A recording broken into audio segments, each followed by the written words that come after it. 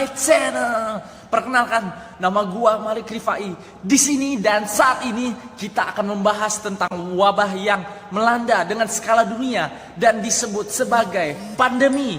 Apalagi kalau bukan COVID-19 atau biasa lebih kita kenal sebagai Corona. Apa itu COVID-19? Ya, COVID-19 adalah Coronavirus Disease 19.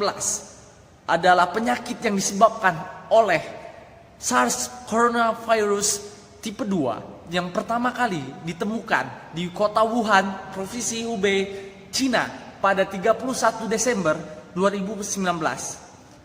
WHO menyatakan wabah yang menjadi pandemi ini sebagai Public Health Emergency of International Concern pada 30 Januari 2020. Apa sih gejala-gejala yang ditimbulkan oleh COVID-19 ini? Ya, yang pertama gejala-gejala yang akan ditimbulkan adalah demam, pilek, flu, sakit tenggorokan, gangguan pernafasan, dan kelelahan.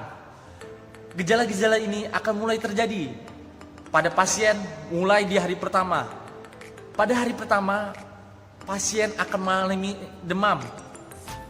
Gejala-gejala yang mungkin akan terjadi selain itu nyeri otot, kelelahan, dan batuk kering. Lalu pada hari kelima, pasien akan mengalami kesulitan bernafas, terutama bagi mereka yang lansia dan yang memiliki riwayat gangguan kesehatan sebelumnya. Pada hari ketujuh, rata-rata pasien mengalami gejala yang sama, namun belum dirawat di rumah sakit.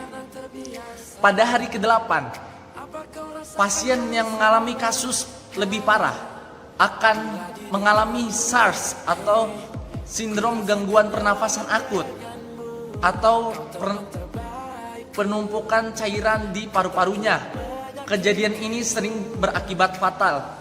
Pada hari ke-10, jika pasien mengalami gejala yang memburuk, maka pada waktu ini adalah ketika virus COVID-19 menyebabkan pasien masuk ke intensive care unit. Pada hari ke-17, pasien yang pulih bisa keluar dari rumah sakit setelah mendapatkan perawatan selama 14 hari hingga 18 hari. COVID-19 memiliki urutan sekuens genetik yang sama dengan virus corona yang berasal dari kelelawar dengan akumulasi nilai sebesar 88%. Hal ini menjadi dugaan awal penyebab dari virus corona. Dampak COVID-19 terhadap dunia. Yang pertama, terjadinya penurunan tingkat polusi udara di dunia. Data menunjukkan bahwa terjadi penurunan polusi udara di San Francisco hingga 50%. Dan data juga menyebutkan bahwa di kota New York, Michigan, dan California terjadi penurunan tingkat polusi hingga 37%.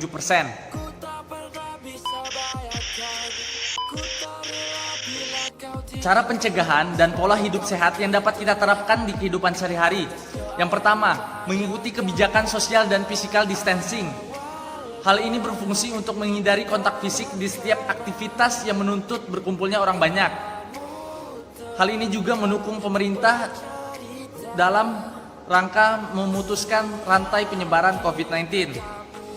Yang kedua, gunakan masker apabila sakit.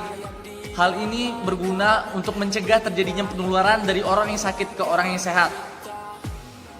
Yang ketiga, jangan menyentuh dan memegang muka. Hal ini harus dilakukan karena tangan sering memegang dan menyentuh barang, entah itu bersih ataupun kotor.